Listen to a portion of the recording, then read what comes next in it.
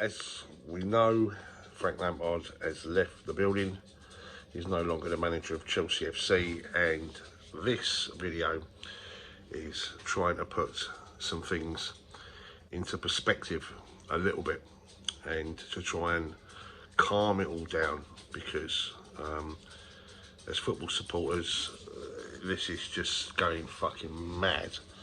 And I said a long time ago that this was not really a Chelsea decision with regards to taking on Frank, because let's be fair, he was a manager with very little experience, a club legend without a doubt, an iconic name, and but it's not a Chelsea decision as such, because normally we take on managers with a pedigree of winning trophies, a CV, as long as you know, as long as you are. And that's the type of manager that we tend to take on, and so we've taken on a manager with very little experience, but of course someone that we all absolutely love. Now, I think it's fair to say that all the Chelsea fans out there, no matter who you are and where you are with regards to whether this was a good decision made by the club or a bad, the facts are that I think every single one of us all wanted Frank to succeed. I don't think there's any doubt whatsoever about that. We all wanted him to succeed because we love him and we love Chelsea, and as a combination it's perfect. But we in effect created our own Arsene Wenger scenario, where we have got a split in the supporter base, where you got some people that you can't criticise Frank no matter what. It's, you know, it's almost like, you know, well, call yourself Chelsea fans and this, that and the other. And well, look, the decision's been made, and let's be honest here, nobody knows what's gone on, but I suspect that there's something in the middle. Clearly something wasn't right, because you don't go on a fantastic run of games, 14 unbeaten, and then suddenly you can't pick up a win for love nor money. And let's be honest, we haven't been playing well. And you know, you can be critical of Frank, because let's be honest, he's probably, well, let's be fair, he's inherited probably the worst Chelsea team for 20 odd years, but it's a team with talent that's got a future in front of it because they're so young. But he inherited a side where we lost our best player, Eden Hazard. We had a transfer ban, and he had a load of kids, which, to be fair, I don't think any other manager, because he had a period of grace, would have blooded in those kids, because we are all about winning, and let's not, you know, confuse ourselves with that factor. We are a club where our DNA is all based on success.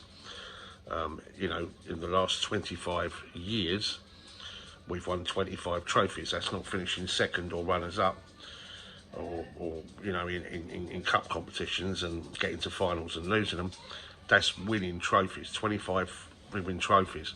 Now that happens for a reason, because there's within the DNA of the football club, it's all about an inbred winning mentality, and that's what Roman Abramovich is. You don't amass £12 billion for being a market trader by being someone that's not used to winning and not used to getting what he wants. And you've only got to look at the fact, if you look at our stadium, where we're what, 18,000 seats less than the Arsenals and the Tottenhams and the Man Uniteds, Liverpools of this world, and yet we turn over more money, because our marketing is ruthless. And as a football club we operate where finishing second is just not in our DNA. And you have to say results haven't been good. If you look at the statistics from Avram Grant, who funny enough has got the best win statistic, I'll just give you a little stat here. Avram Grant, 32 games, 69 win percentage. Jose Mourinho, 212 games, 66 win percentage. Antonio Conte, 76 games, 67%. Carlo Ancelotti, 76 games, Funny that, and they both had the same amount of games, 63%. Rafa Benitez, 26 games, 58%. Scolari, Hiddink, Sari, Di Matteo, Ranieri, Villas Boas, and there's Frank with 49% win rate.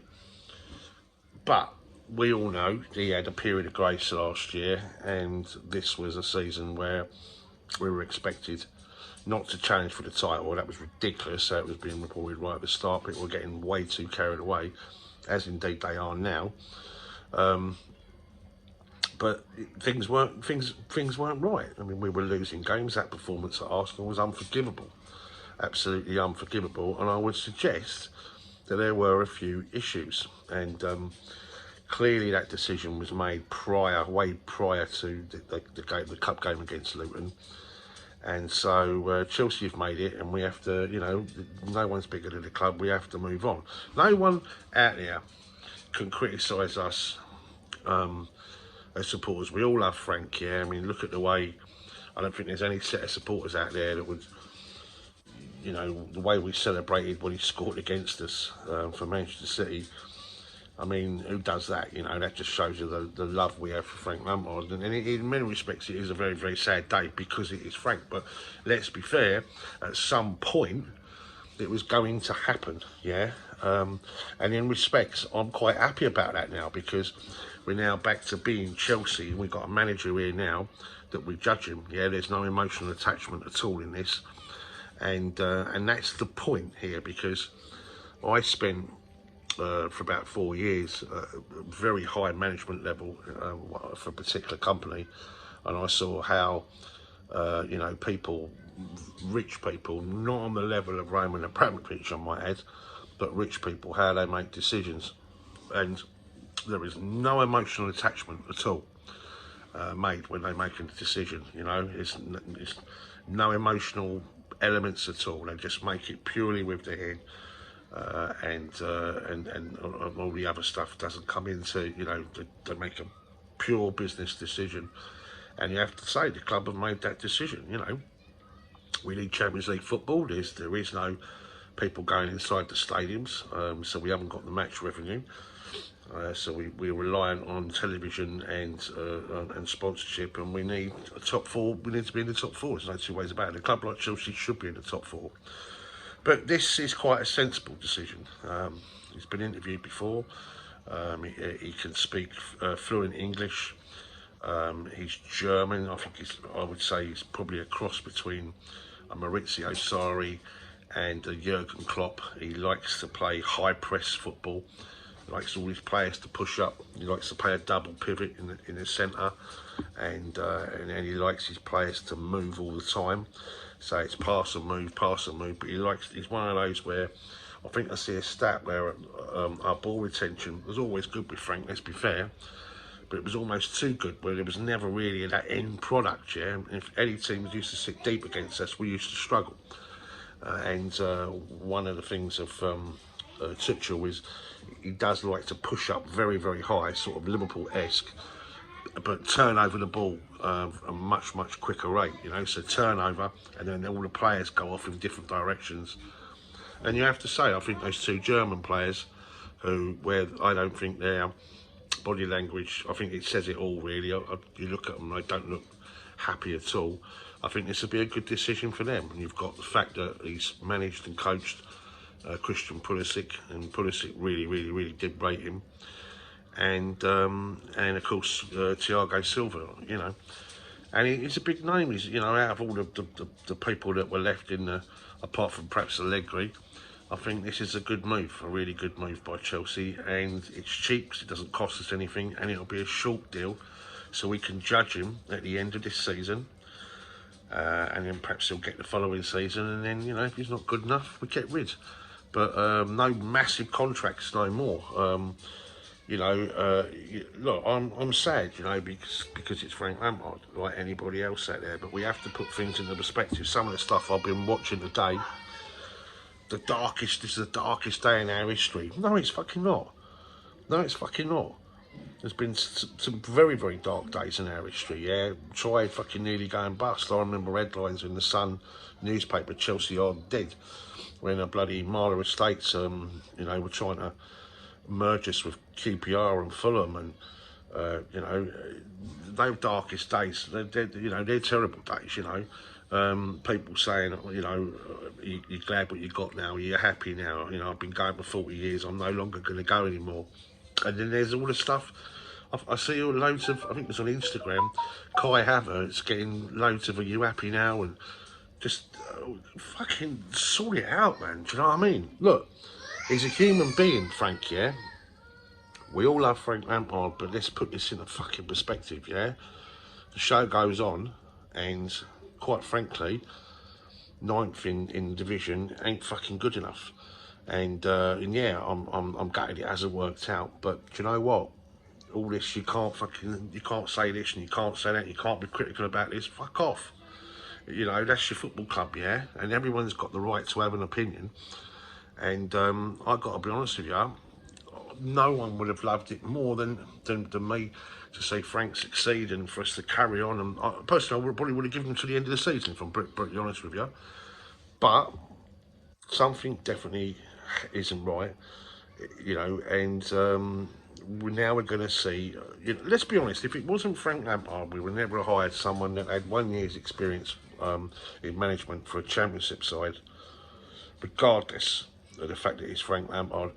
The reason why he got that job was purely and simply because he's an iconic name. Roman knew that the fans would be happy because it's Frank, and we were willing him on like nobody else. We were happy as Larry because it was Frank.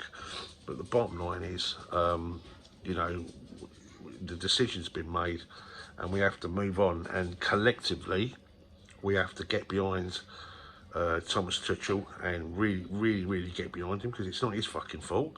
And let's be honest, we all want him to succeed. We all want Chelsea to succeed. And then last and no means least, we need to get behind fucking Roman Abramovich. I mean, Roman's never put out a statement, ever. So it just goes to show you how much that's cut him to ribbons. He must be gutted just as much as us, like, yeah? But I mean, for people to fucking criticise us, I'm sick of the board, I'm sick of Roman. You want to look who owns our club, yeah? You want to look at who owns our club and the company and how much money we're into them, over £1 billion. You know what I mean? And people fucking criticising Roman Abramovich. Fucking sort your life out. Sort your fucking life out, yeah? We move on, guys, yeah? I'm gutted. It's a sad day because it is Frank. But it's new beginnings, yeah? And the show goes on. And, you know, it's all about the future, and we've got some terrific players, and now we've got a really good manager that's coming in, and you know, it's all about us coming together as supporters, and I'm putting this one to bed. Good luck to Frank. He's always going to be part of us, always part of our DNA, always part of our club, but it is what it is, and we have to put this in perspective, guys, and move on. Anyway, listen, I've said what I'm about to say. You ain't going to get a rant out of me, because this is the way our football club operates. Like it or you don't like it, or you know, it is the way we operate. We sacked Carlo Ancelotti in the tunnel away at Everton after the year before winning us our first ever double. You know, that's how we operate. Roberto Di Matteo after winning us the Champions League. You know, so you know, we don't suffer fools gladly, and we never act from an emotional perspective. We do things, yeah, for the benefit of Chelsea Football Club, because it is all about winning, not finishing second. It's about winning. Anyway, guys, speak to you soon. Much love. Keep the blue flag flying high. Chin up.